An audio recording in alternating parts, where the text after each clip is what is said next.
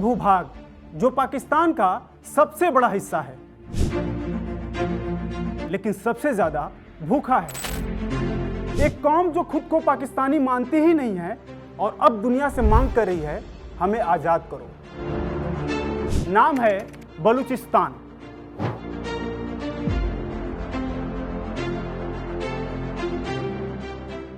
जहां जमीन के नीचे सोना, तांबा और गैस दबा है, लेकिन जिंदगी की सांसें भी उधार की हैं। जहां एक कौम पिछले 75 साल से कह रही है, हम पाकिस्तानी नहीं हैं, हम बलूच हैं, और अब इसकी नजर है भारत पर। कह रहे हैं जैसे आपने बांग्लादेश बनाया वैसे अब हमें भी बनाइए। लेकिन क्या भारत के लिए ये इतना आसान है? क्या ये मौका है या मुसीबत? क्योंकि जब भारत पाकिस्तान के खिलाफ ऑपरेशन सिंदूर चला रहा था, तब बलूचिस्तान ने भी दूसरी तरफ से पाकिस्तानी सेना की कमर तोड़नी शुरू कर दी थी। आइए विस्तार से समझते हैं बलूचिस्तान की कहानी, इतिहास से आज तक विस्तार से। दरअसल भारत पाकिस्तान तनाव और ऑपरेशन सिंदूर के बीच एक और विषय खूब चर्चा का विषय रहा, जिसे भारत के लिए फायदेमंद बताया जा रहा है। वही अब इस मामले में भारत की अहम भूमिका निभाने की बात भी हो रही है। बलूचिस्तान पाकिस्तान का सबसे बड़ा सूबा है, तकरीबन 44% जमीन मगर सिर्फ 6% आबादी। प्राकृतिक संसाधनों से भरपूर सोना, गैस, कोयला, तांबा है, लेकिन वहां की जनता आज भी पानी और रोटी के लिए तरसती है। सवाल है क्यों? और जवाब है पाकिस्तान की व्यवस्था, जो बलूचों को हमेशा दोयम दर्जे का नागरिक मानती रही है। बहुत कम लोग जानते हैं कि जब भारत और पाकिस्तान आजाद हुए, उसी वक्त बलूचिस्तान का कलात राज्य भी 227 दिन के लिए आजाद था। खान ऑफ कलात ने साफ कहा था, हम न भारत में मिलेंगे और न ही पाकिस्तान में। लेकिन 1948 में जिन्ना ने फौज भेजी और जबरन बलूचिस्तान को पाकिस्तान में मिला लिया। यही वो जख्म है जो आज तक रिस रहा है। कलात के खान को कभी कभी क्राउनलेस किंग भी कहा जाता है, क्योंकि वे राजनीतिक रूप से सक्रिय नहीं हैं, लेकिन उनके परिवार के सदस्य अभी भी बलूचिस्तान की राजनीति में शामिल हैं। आपको बता दें कि 1948, 1958, 1962 और 1973 और अब 2005 के बाद से बलूच विद्रोह एक लपट की तरह उठता रहा है। 2006 में नवाब अकबर मुफ्ती की हत्या के बाद आंदोलन फिर से उग्र हुआ। अब BLA यानी कि बलूच लिबरल आर्मी खुलकर कह रही है, हम पाकिस्तानी नहीं हैं, हम बलूच हैं। और हाल ही में ऑपरेशन हीरो 2.0 में उन्होंने 58 जगहों पर 78 हमले किए। यहाँ तक कि खुफिया एजेंटों को पकड़कर उनकी मौत की सजा दी गई। ऑपरेशन हीरो के तहत पाकिस्तानी सेना के कई कैंप, पुलिस चौकियों को निशाना बनाया गया। इस ऑपरेशन में बलूचिस्तान लिबरल आर्मी के लगभग 800 लड़ाके शामिल थे, जिन्होंने पाकिस्तानी सेना के छक्के छुड़ा दिए। ये अब सिर्फ आवाज नहीं, हथियारबंद बगावत बन चुकी है।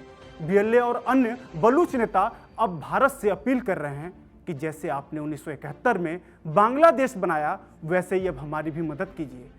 हाल ही में मीर यार बलोच ने बाकायदा आज़ादी की घोषणा कर दी और भारत से मान्यता मांगी। भारत पाकिस्तान तनाव के बीच बलूच नेता खुलकर कह रहे हैं, हम पाकिस्तान नहीं भारत के दोस्त हैं।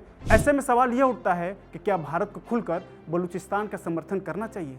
जवाब इतना आसान नहीं है। अगर भारत खुले में समर्थन में उतरा तो पाकिस्तान बलूचिस्तान को कश्मीर के बराबर खड़ा कर देगा।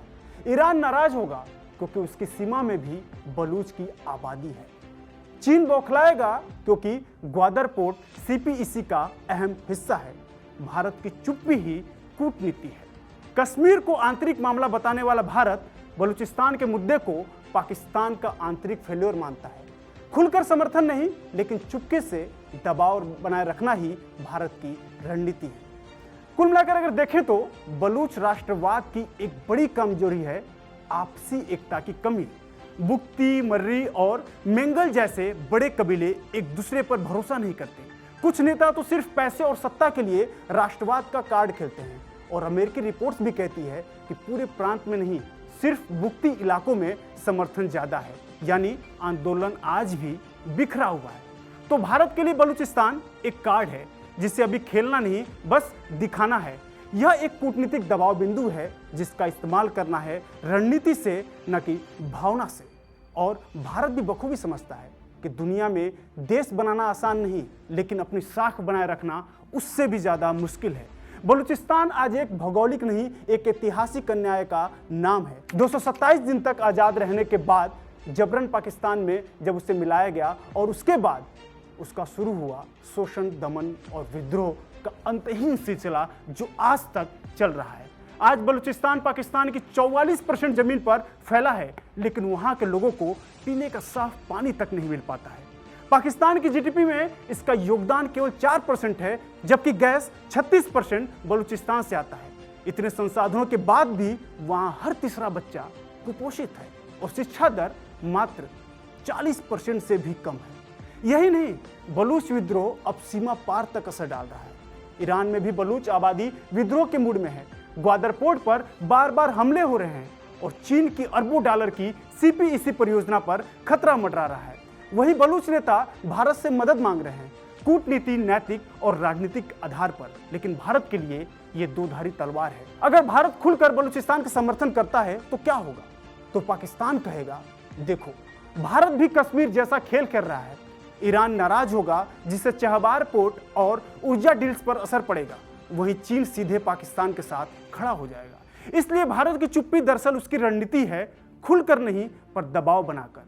भारत बलूचिस्तान को पाकिस्तान के लिए एक जियोग्राफिकल वीक पॉइंट बन रहा है और यही सबसे ज्यादा कारगर तरीका है, ताकत नहीं बल्कि सूझबूझ से खेलना। बलूचिस्तान की लड़ाई असली है, पर जीत तभी मुमकिन है जब अंदर एकता हो और बाहर दुनिया का समर्थन मिले। कूटनीति से, नारेबाजी से नहीं। भारत के लिए यह एक अवसर भी है और एक परीक्षा भी।